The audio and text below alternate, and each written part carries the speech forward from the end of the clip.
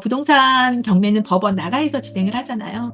경매의 물건이 나오지 않은 시기가 있을까요? 내가 참여만 하면은 언제든지 가능한 시장이다. 그 경매 기술이라는 거는 많이 반복하는 거잖아요. 두 번째 시간입니다. 자신에게 맞는 시간을 계획하자.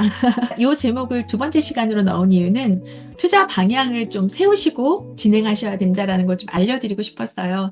저희가 방향성이 되게 중요한데 나의 상황을 체크도 못하고 내가 갈 방향조차 생각하지 못한 상태로 가게 되면은 힘들다라고 말씀을 드렸잖아요. 그래서 자신에게 맞는 시간을 한번 계획해 볼 수 있는 그런 부분을 좀 말씀드리고 싶었습니다. 초기 목표는 조금 구체적으로 하셔야 되거든요. 지금 저희가 공부 시작했잖아요. 강의를 듣고 나서 한 3개월 안으로 이제 입찰을 하실 수도 있고 모의 입찰을 진행하시다가 실제 입찰을 하시게 되면 한 10번 정도 입찰하실 수 있다라고 했잖아요. 그러면 3개월 지나서 또 3개월이면은 일주일에 한 번씩 들어가도 3개월이면 10번 정도 입찰을 하거든요. 그러면 6개월 안에 낙찰될 가능성이 있습니다. 그쵸? 그래서 만약에 내가 6개월 안에 낙찰이 됐다 그러면은 명도를 해야 돼요. 점유하고 있는 소유자나 임차인은 이사를 가실 수 있도록 좀 도와드려야 됩니다. 그래서 공실로 만든 다음에 아까처럼 청소를 하거나 아니면 인테리어를 깨끗이 해서 임차인을 들이거나 아니면 곧바로 매도하거나 요 두 가지 중에 한 가지를 선택을 해야 돼요.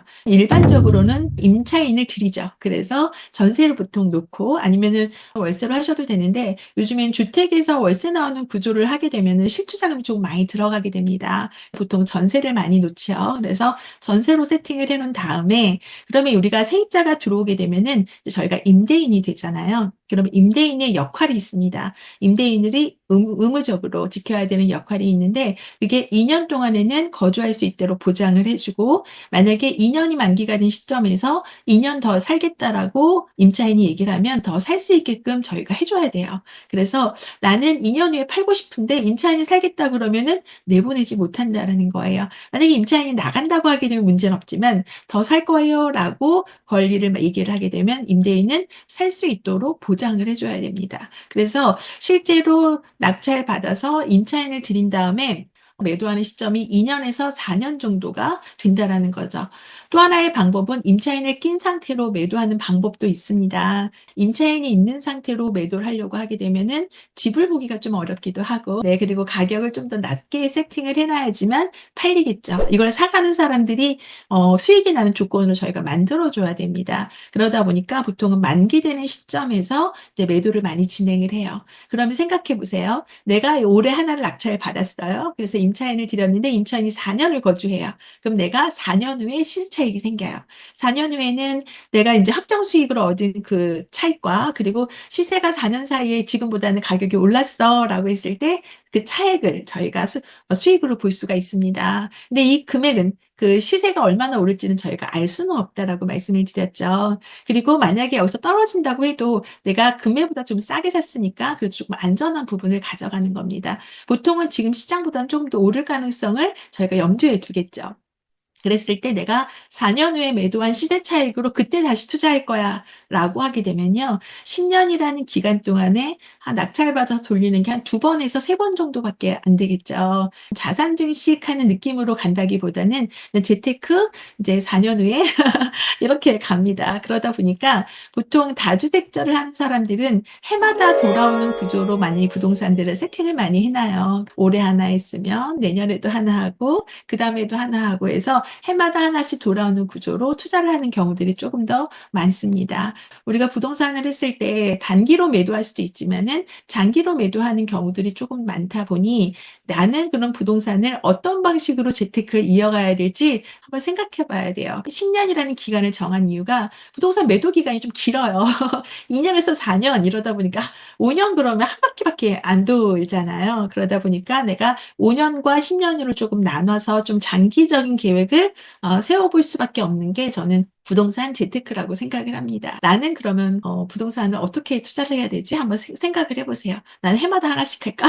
아니면 돌아오는 시점에서 할까? 아니면은 보유하기 싫으니까 곧바로 매도를 할까?' 뭐 요런 부분들을 생각해야 돼요. 그러면 보유했을 때의 세금과 곧바로 팔았을 때의 세금도 되게 중요하잖아요. 그래서 이 부동산은 세금하고도 연결이 됩니다. 좀 기본적으로 알고 진행을 해야 되는 사항들이 좀 있는데 세금 그리고 대출 이 두 가지다 이렇게 보시면 됩니다. 초기에 이제 나는 목표를 어떻게 할지 약간 방향성을 조금 더 이렇게 고민해 보시는 것 좋습니다.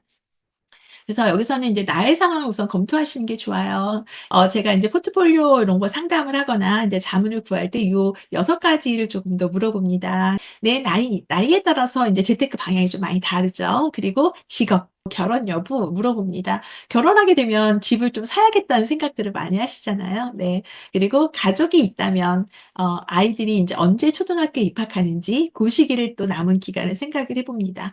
현재 내 집이 있다 없다를 한번 생각해 보셔야 돼요. 집이 있는 상태면은 이 실거주하고 있는 집을 내가 매도할 계획이 있는지를 먼저 보셔야 됩니다. 왜냐? 얘를 매도할 때 얘를 내가 한 채밖에 없었으니까 인제 세금을 안 내도 돼요. 비과세 받을 수 있는데 내가 어설프게 한두 채를 사게 되면은 얘가 시세 차익이 많은데 비과세를 못 받게 되는 수가 있어요. 실거주가 있으신 분들은 내가 샀을 때보다 만약에 많이 올랐다 그러면 얘를 비과세로 받을 수 있는 방법, 내가 매도 계획이 있는지 없는지에 따라 이거 체크하셔야 되고, 만약에 내가 실거주를 하고 있는데 오히려 가격이 떨어졌다. 그러면은 솔직히 세금하고 상관없이 투자를 할 수 있겠죠. 예.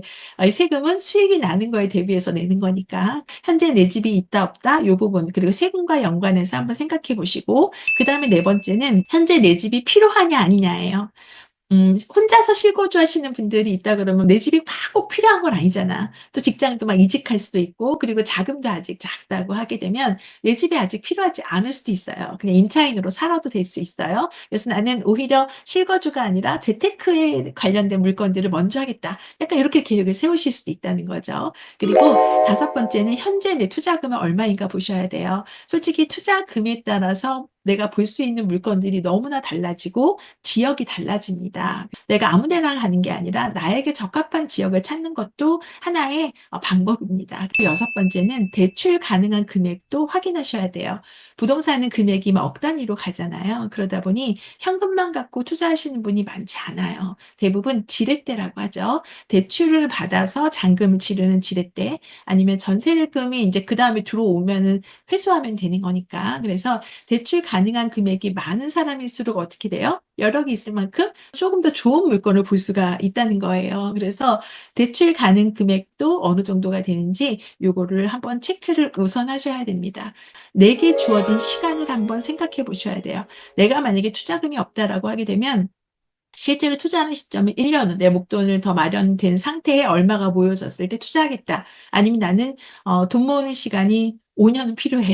그럼 실제로 부동산을 지금부터 공부하는 게 아니라 돈 모으는 거에 더 집중해야 될 수도 있습니다. 모은 다음에 투자하셔도 되는 거니까. 그래서 실제로 나의 이 투자금에 따라서 시점도 좀 달라질 거예요. 이제 6 가지를 먼저 체크해 보시면 좋을 것 같습니다. 그래서 내 집 마련이 우선이냐, 부동산 투자가 우선이냐 두 가지인데요.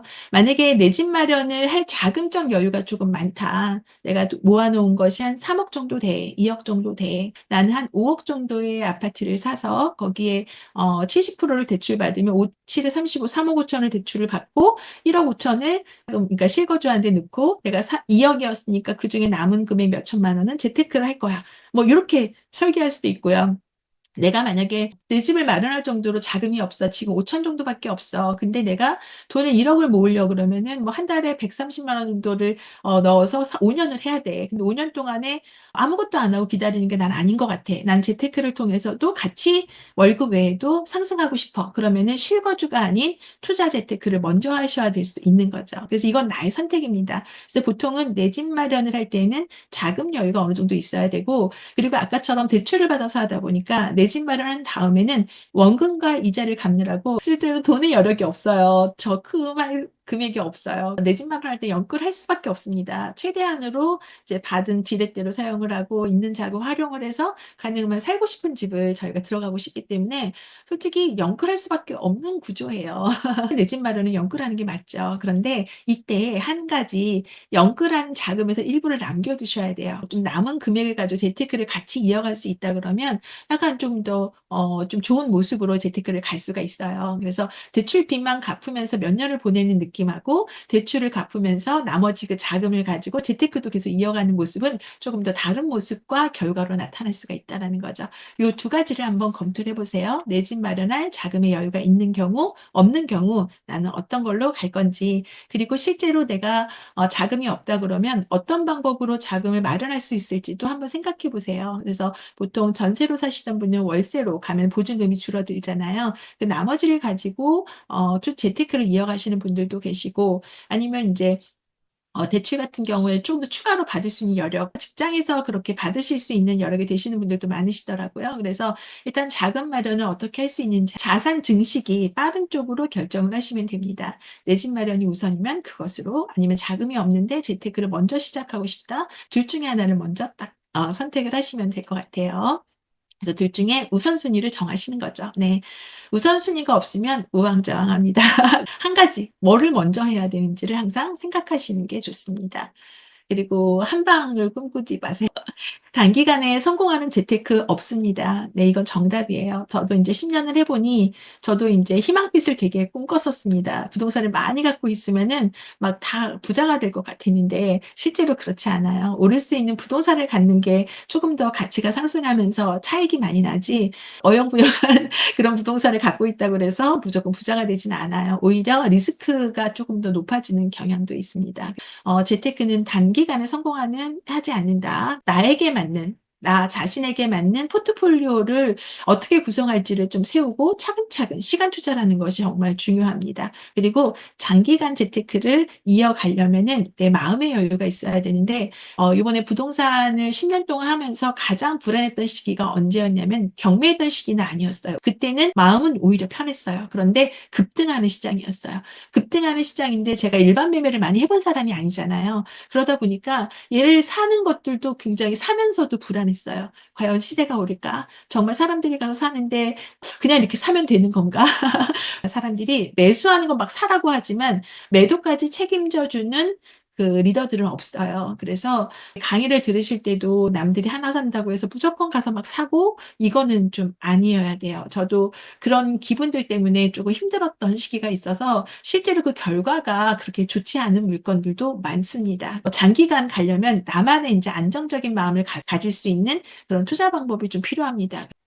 한 방을 꿈꾸지 마세요.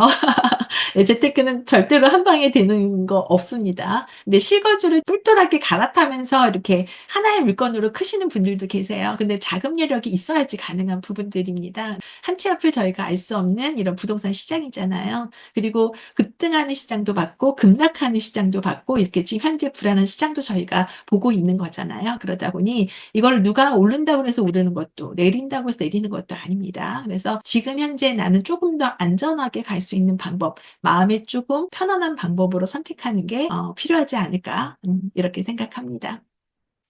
나이대별로 정리해 봤어요. 20대 때는 20대 저희가 재테크하러 오시는 분 많아요. 경매 수업 받으러 오시는 분들 되게 많습니다. 요즘에는 20 대도 관심을 가질 수밖에 없는 그런 사회가 돼 버렸잖아요. 네. 월급만으로는 뭔가 안정된 생활을 할 수 없다 보니까 재테크에 대한 생각을 다 하게 되는 것 같습니다. 재테크할 때 주식이냐 부동산이냐 했을 때 여기도 공부해 보고 여기도 공부해 보고 이런 거죠. 20대 때는 아무래도 종잣돈을 마련하는 데 집중하는 시기라고 저는 봐요. 그래서 요 최근에도 1 억만 모을 수 있다면 그다음에 자산 증식하는 거는 수월하게 갈 수 있다라고 하죠. 이 금액도 되게 커졌습니다. 저 예전에 1억 모으는 거 너무 어려웠었거든요. 1 억이 뭐예요. 몇 천 모으는 것도 어려운데. 하지만 이제 저축을 통해서 5년 정도 내가 꾸준하게 저축을 하고 소비를 좀 통제를 하는 거죠. 이렇게 해서 모으는 돈을 습관으로 만들잖아요. 이게 바로 부자 습관이에요. 예. 이거 너무 중요하더라고요. 그래서 내가 1 억의 종잣돈을 5년 동안 만들기 위해서 나는 한 달에 월급의 몇 프로를 저금을 해서 이어갈 거야. 이거를 꾸준히만 이어가잖아요. 이게 인제 나의 생활 습관, 소비 습관과 저축 습관으로 연결되면서 그다음에 재테크할 때는 좋은 모습으로 다가올 수가 있어요. 20 대다 그러면은 목돈을 요즘 5천 으로도 사용할 수 있어요. 가능은 다 합니다. 근데 물건을 보는 게 좀 달라져요. 그래서 최소한 5천 이상 아니면 1 억을 모으는 그 과정을 경험하는 것도 저는 재테크다라고 생각해요. 부자 되는 습관이다. 1 억을 모으는 데 조금 더 집중하시면 좋을 것 같습니다. 그래서 '종잣돈으로 부동산 한 채를 취득해 보겠다.' 약간 이런 목표를 가지고 공부를 하시면서 저축하는 습관을 가지시고 오히려 소득을 높이는 데 중점을 하시면 될 것 같습니다. 30 대는 투자금이 어느 정도 확보가 좀 될 수 있어요. 20 대에 돈을 열심히 모았으니까. 또 결혼이라는 걸 하잖아요. 그래서 신혼부부가 되면은 인제 무주택에서 유주택으로 인제 변하는 시기가 될 겁니다. 아무래도 요즘에는 맞벌이를 많이 하다 보니까 저축하는 금액도 좀 높아서 목돈 마련이 좀 쉬울 수도 있어요. 이제 내 집 마련, 신혼부부 뭐 특공, 그리고 1 년에 한두 채 뭐 취득한다. 약간 요런 목표들을 세우셔 가지고 내 집 마련을 우선으로 한번 검토해 보시면은 30대 때는 훌륭하게 전 재테크 가능하다라고 봅니다. 저도 그랬었고 내 집 마련을 해 놓으면 진짜 보금자리잖아요. 가족이 안전하게 지낼 수 있는 집이 하나 마련되면 그다음엔 뭘 해도 쪼금 괜찮아요. 불안하지 않은데 내 집이 없는 상태로 막 이렇게 이사를 다니면서 뭔가 재테크하는 게 가족이 더 있을 경우에는 불안한 마음이 좀 듭니다. 현실적으로 무주택자이신 분들은 그 혜택을 활용을 해서 인제 실거주 집을 마련하는 목적을 좀 갖는 게 좀 좋겠죠. 그리고 40 대가 되면은요 인제 실거주 집이어도 한번 한 단계 조금 더 이사를 가시면서 좋은 집, 투자 가치가 있는 집으로 가셔야 되는 이유 중에 하나가 40대 때는 보통 자녀들이 있어요. 그래서 자녀들이 인제 학교를 다니다 보면은 그 지역 내에서 이사를 못 가는 경우가 많아요. 그래서 보통 한 10년 정도는 그 지역 내에서 살게 되기 때문에 이 40대 때는 인제 가장 힘든 시기라고 저는 생각해요. 저도 치열하게 살았고 왜냐하면 일단 가정이 있고 수입도 많은데 지출도 많아요. 아이들한테 들어가는 돈이 정말 어마어마하게 많죠. 그런데 인제 우리가 평생 직장이 없다 보니까 40 대가 되면 또 이직을 하는 경우들이 되게 많습니다. 그래서 이직을 통해서 오히려 불안정한 느낌을 받는 경우들도 좀 많아요. 저희도 좀 그랬었고 그래서 40 대가 지금 휘몰아치는 시기입니다. 아이를 인제 중점으로 하다 보니까 학업에 집중할 수 있는 학군이 좀 마련된 그런 지역에 인제 집을 마련하는 게 어떻게 보면은 이게 재테크를 잘하는 거예요. 왜냐하면 그 수요가 많거든. 그리고 10년 정도 거주할 거니까 이제 아빠도 출퇴근해야 되고 막 이러잖아요. 학군하고 교통만 좀 갖춰져 있으면 그다음에 내가 팔려고 할 때 수요가 항상 있다 이렇게 보셔도 됩니다. 그리고 집값이 인제 꾸준히 상승할 수 있는 아파트로 그 지역 내에서 사시면 좋겠죠. 30대 때 내 집 마련을 했다 그러면 보통 20 평대 집을 많이들 하시잖아요, 신혼부부니까. 그랬을 때는 그 지역을 한번 움직이셔도 되고 아니면 그 지역에서 살고자 하게 되면 30 평대를 한 번 더 옮기면서 좀 랜드마크급 그런 아파트로 한번 요렇게 점핑하는 것도 재테크하는 방법입니다. 예. 시세 상승이 달라요. 요 부분만 갖췄어도 저는 '재테크 일단 성공이다.'라고 생각을 합니다. 지역 내 랜드마크 아파트로 실거주 약간 이주하고 이렇게 학군을 고려한 곳을 가게 되면 '시세 상승도 같이 따라간다.' 이렇게 보셔도 될 것 같아요. 그래서 10년 이상 거주하는데 아이들도 잘 크는데 집값도 올라. 너무나 행복한 거죠. 요 구조를 만드시면 좋으실 것 같습니다. 그리고 50대 때는 저의 경우도 봤을 때 아이들이 인제 성년이 되면은 가계 지출이 오히려 줄어들어요. 그 학원비 이런 것만 빼도 그리고 인제 성년이 되면은 인제 자기가 스스로 약간 용돈을 벌기도 하고 그래서 실제 중고등학교 올라갔을 때보다 이런 비용이 조금 더 줄어들어서 전 오히려 조금 더 여유가 생겼던 것 같습니다. 수입이 인제 하락할 수 있다라는 걸 저희가 인제 이미 나와 있어요. 40대 때 이직을 잘해서 50 대까지 이어오신 분들은 좀 안정적으로 생활을 하시는데 40대 때 이직을 통했을 때 여기서 불안정했던 분들은 50 대도 약간 불안정할 수가 있습니다, 직장들이. 그래서 일단 수입에 대한 부분 40 대보다 50 대가 하락할 수 있다는 부분도 좀 일이 생각해야 되고요. 하지만 이제 가계 지출이 줄어드니까 인제 좀 자유롭잖아요. 아이들을 맨날 밥해 줘야 되는 그런 가정 환경이었는데 인제 그런 거를 안 해도 돼. 그러면은 이제 밖에 나가서 활동하기도 조금 더 수월하죠. 오히려 저도 50대 때 재테크를 하기가 좋았어요. 40대 때는 미리 못해서 아쉬운 부분도 있기도 했지만 그래도 아이들 자녀 케어하느라고 시간도 많이 갔으니까 50대 때는 좀 더 자유롭게 재테크를 좀 할 수 있는 나이 아닐까 이렇게 생각을 합니다. 예. 요 자산 증식에 조금 더 중점을 두고 재테크를 좀 적극적으로 하시는 거 저는 이거 추천을 합니다. 그래서 실거주 이외에 시세 차익이 나는 물건들로 재테크 실력을 좀 쌓아 두시게 되면 좋죠. 그게 경매이면 더 좋습니다. 그리고 60대 때는 인제 실거주 외에 월세 수입이 나오는 인제 구조로 좀 세팅을 바꾸셔야 돼요. 인제 일을 하지 않아도 생활비가 들어오는 구조로 인제 전환을 해야 되다 보니까 시세 차익이 나는 물건을 전투적으로 하는 방법도 좋지만 이런 물건들을 정리를 해서 인제 월세 나오는 구조로 만드시는 게 좋아요. 제가 인제 그 생각을 했습니다. 우리는 언제든지 또 사고도 날 수 있는 부분이잖아요. 그러다 보니까 만약에 생을 마감하게 되면 우리가 보유하고 있는 부동산이 상속이 될 거잖아요. 그랬을 때 자녀들도 상속받아 좋은 부동산이면 좋은데 우리도 해결하지 못하는 진짜 못난이 막 처분하기도 어려워 이런 게 인제 자녀들한테 상속되면은 자녀들도 굉장히 골치 아픈 게 되죠. 그래서 어느 순간 생각을 했어요. '무조건 부동산을 늘리는 게 좋은 게 아니다. 이거를 내가 정리를 어떻게 해야 될지도 생각해야 된다.' 60 대에는 약간 세팅을 다시 포트폴리오 구성을 다시 해야 돼요. 근로수입이 줄어들고 또 중단되는 시기가 오니 생활비 마련을 위한 세팅으로 좀 바꾸셔야 되는데 저도 예전에 주택연금 관심도 없었어요. 그런데 생활비 나오는 구조 하니까 인제 주택연금이 먼저 생각이 났고 그리고 인제 월세가 나오는 부동산도 그 '세팅을 다시 해야겠다.' 그리고 현금이 없으니까 너무 불안해요. 현금이 있다가 통장에 막 돈이 없어지잖아요. 그렇게 불안하더라고요. 그래서 '현금을 어느 정도 일정 비율로 세팅해 놓는 걸로 다시 바꿔야겠다.'라고 했어요. 왜냐하면 예전에는 돈만 생기면 부동산을 막 그렇게 사 모으는 이런 게 집중을 했었는데 '아 이게 아니구나.'라는 생각이 전 들었습니다. 월 한 300 정도 현금 흐름 만드는 거를 일단은 먼저 세팅을 해 놓으면 노후 생활비는 어느 정도 일단 기본 생활비는 깔고 들어가는 것 같아요. 그래서 요런 부분들도 한번 검토해 보셨으면 좋겠습니다. 그래서 60 대에는 실거주와 월세 수입으로 노후 생활비 구성을 좀 해 나가는 방법을 고민하시면 될 것 같습니다.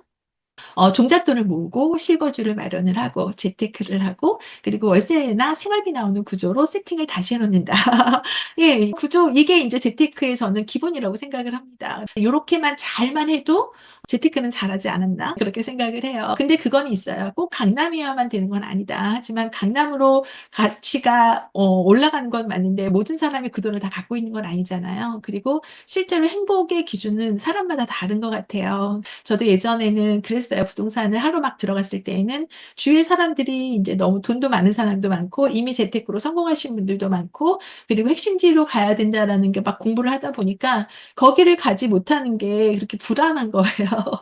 예. 그리고 뭔가 남들한테 뒤처지는 느낌도 많이 들고 부동산 하락장, 역전세 막 모든 거 같이 막 이렇게 그 과정들을 생각해 보면은 높이 올라가는 기준은 맞지만 모든 사람이 강남에 사는 건 아니니까 자신만의 기준으로 조금 더 잘 세팅을 해 놓으면 '행복한 생활은 누구나 다 지낼 수 있지 않을까.'라고 생각을 해요. 그 기준도 사람마다 다르다 이렇게 생각하시고 나만의 기준으로 재테크를 어떻게 이어갈지 생각해 보셨으면 좋겠습니다. 경매 재테크는 이제 황금 노년기까지 이어갈 수 있어요. 저는 50대 때 가장 잘한 게 뭐냐, 나 혼자만 경매한 게 아니라 이 경매하는 방법을 남편까지 같이 해서 둘 다 경매라는 거를 할 수 있게 된 거. 그래서 오히려 인제 역할 분담을 좀 다르게 했어요. 그래서 저는 물건을 찾는 데 집중, 그리고 물건을 입찰하고 명도하고 관리하는 데 집중. 그 대신에 임장을 갈 땐 같이 가고 약간 요렇게 세팅을 해 놓으니까 60 대가 그렇게 불안하진 않은 것 같습니다. 경매 재테크는 황금 노년기까지 이어갈 수 있다. 부동산 경매는 법원 나라에서 진행을 하잖아요. 경매의 물건이 나오지 않는 시기가 있을까요? 항상 나올 것 같습니다. 그래서 '내가 참여만 하면은 언제든지 가능한 시장이다. 그 나의 직업이다.' 이렇게 생각을 합니다. 그리고 이것도 한 번 했다고 경매가 잘하지 않아요. 경매 기술이라는 거는 많이 반복하는 거잖아요. 그러다 보니 처음에는 두려웠던 것이 이제는 '아 이 시스템대로만 가면 되는구나.'라고 인제 저희가 만들어 놓으니까 경매가 불안한 게 아니라 오히려 '안전한 재테크 방법이다.'라고 생각을 하고 있고 이렇게 진행을 하고 있습니다. 지금 시작하시는 분들은 경매를 재테크와 더불어서 노년까지 이어갈 일로 한번 생각해서 연관해 보시면 미래가 조금 더 막 샤방샤방하게 그려집니다. '나는 인제 실거주가 우선이냐 아니면 투자가 우선이냐.' 둘 중에 우선순위를 한번 정해 보시는 것 요게 과제입니다. 네. 수고 많으셨습니다. 감사합니다.